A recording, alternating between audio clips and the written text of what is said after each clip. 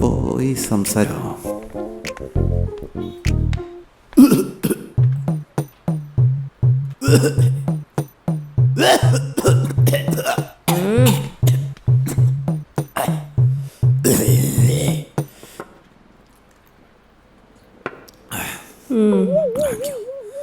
ഹോസ്പിറ്റലിൽ കാണിക്കായിരുന്നില്ലേ?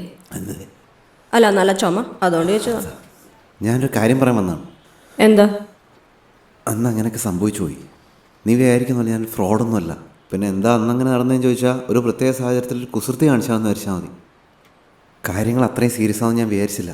അതെ, ഞാൻ ഒന്നും പറയണ്ട. എനിക്കറിയാം നിനക്ക് എന്താ എന്നോട് പറയാനുണ്ടാവുക. പറ്റിയത് പറ്റിയേന് ഇതും പറഞ്ഞിട്ട് ഇവിടുത്തെ ജോലി കളയരുത്. ഇവിടെ എനിക്ക് നല്ലൊരു ഇമേജാണ്. ആരോട് വേണമെങ്കിൽ ചോദിച്ചു നോക്കിയോ. പക്ഷെ ചോദിക്കുമ്പോൾ ഒരു 2 ദിവസത്തിനുള്ളിൽ ചോദിക്കണം. ഒന്നിനെയും വിശ്വസിക്കാൻ പറ്റില്ല. ചിലപ്പോൾ 2 ദിവസം കഴിഞ്ഞ് അഭിപ്രായം മാറ്റി പറയും. അല്ല, നിങ്ങൾ എന്താ ഈ പറയുന്നത്? എനിക്കൊന്നും മനസ്സിലാവുന്നില്ല. നിങ്ങൾ ആരാ? ഞാൻ ആരാണ്? എന്നെ മനസ്സിലായില്ലേ? ഇല്ല. സാന്ദ്ര എന്നല്ലേ പേര്? അതെ. എന്നെ ഇതിനു മുമ്പ് കണ്ടിട്ടേ ഇല്ല.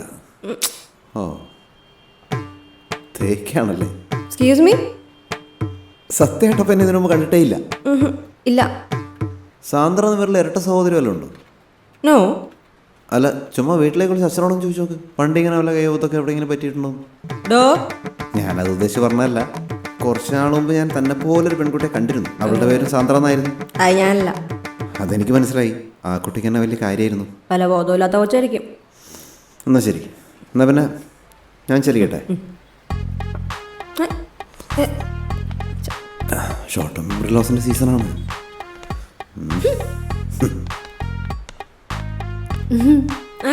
എന്തൊക്കെയുണ്ട് വിശേഷം? നല്ല വിശേഷം. ചായ വരട്ടെ? ചായ കുടിച്ചു. എൻ്റെ ചായ എടുത്തോണ്ടോണം.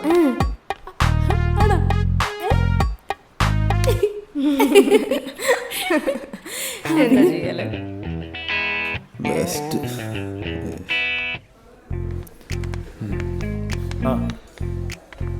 പാർട്ട്നേഴ്സ് 2 പേരുണ്ടല്ലോ. എന്താ പരിപാടി? എന്തെങ്കിലും ഓർഡർ ചെയ്യണോ? വേണ്ട. അവി, എനിക്ക് ഇതിനടുത്തൊരു കാര്യം പറയാനുണ്ട്. പറയടാ. ഈ ജീവിതം എന്ന് പറയുന്നത് മതി, നിർത്ത്.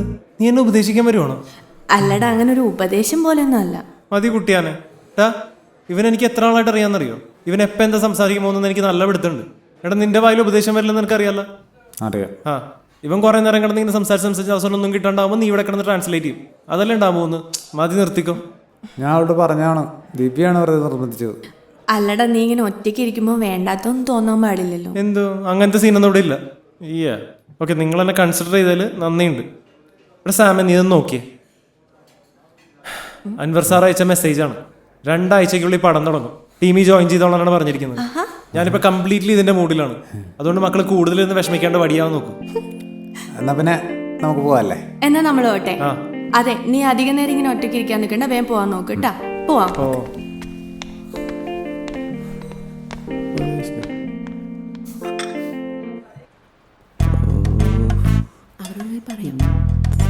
മാത്രം പറയാൻ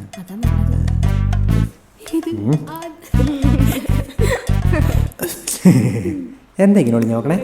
അതാ കുറെ നേരം ഞാൻ ഇങ്ങനെ നോക്കിയപ്പോൾ എൻ്റെ പെഡലി വേനെടുത്തു. അപ്പോൾ ഒരു മാറ്റത്തിന് വേണ്ടി ഞാൻ ഇങ്ങനെ നോക്കാൻ തീരുമാനിച്ചു. നിനക്ക് വേറൊരു പണിയില്ലേ? ഇതൊക്കെ തന്നെയാണല്ലോ എൻ്റെ പണി. അല്ല, താനെന്തിനാ കുറച്ചൊരു മുമ്പ് വെച്ച് മുങ്ങിയത്?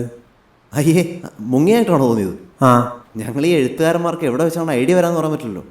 നമ്മളവിടെ ഭാവന ഇങ്ങനെ കാറ്റിപ്പറത്തി വിട്ടിരിക്കല്ലേ. അത് തിരിച്ചു വരുമ്പോൾ നമ്മൾ സജ്ജരായിരിക്കണം. അല്ലേ ഐഡിയൻ്റെ പാട്ടിന് പോകും. ഒരു കിളി പറന്നു പോയ കേസാണെന്ന് എനിക്ക് തന്നെ പണ്ടേ കണ്ടപ്പോഴേ തോന്നിയതാ. നിന്നെ എനിക്ക് മുമ്പേ കുറച്ച് പരിചയമുള്ളതാണ് കുറച്ച് ഫ്രീഡം തന്നത്. എന്നരുത്, എന്തും പറയാനുള്ള ലൈസൻസ് ആയിട്ട് എടുക്കരുത്. എൻ്റെ പൊന്നോ, താൻ എവിടെയെന്ന് വെച്ചാൽ നോക്കിയിരുന്നോ? എനിക്ക് വേറെ പണിയുണ്ട്. ഓട്ടെ. അതിങ്ങനെ മനസ്സിലായി.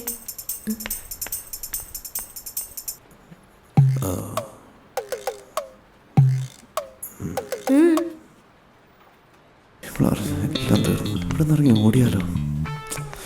നാളെ മുതൽ ദാരിദ്ര്യം, പട്ടിണി, പച്ച. ശരിയല്ല.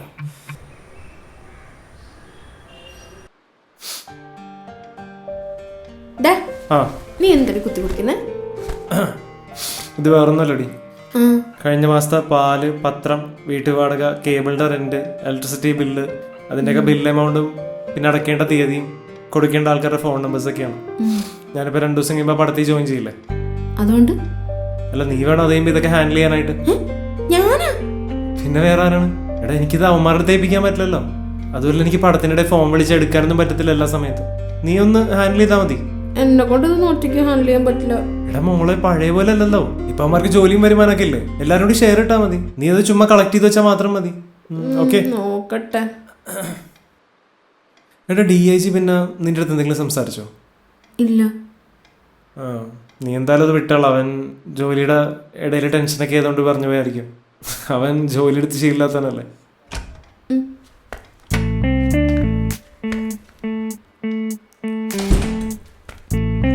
നിക്ക്, എനിക്ക് ഇതിനോടൊരു കാര്യം പറയാനുണ്ട്. അതിനുമ്പ് എനിക്ക് ഇവളോടൊരു കാര്യം പറയാനുണ്ട്.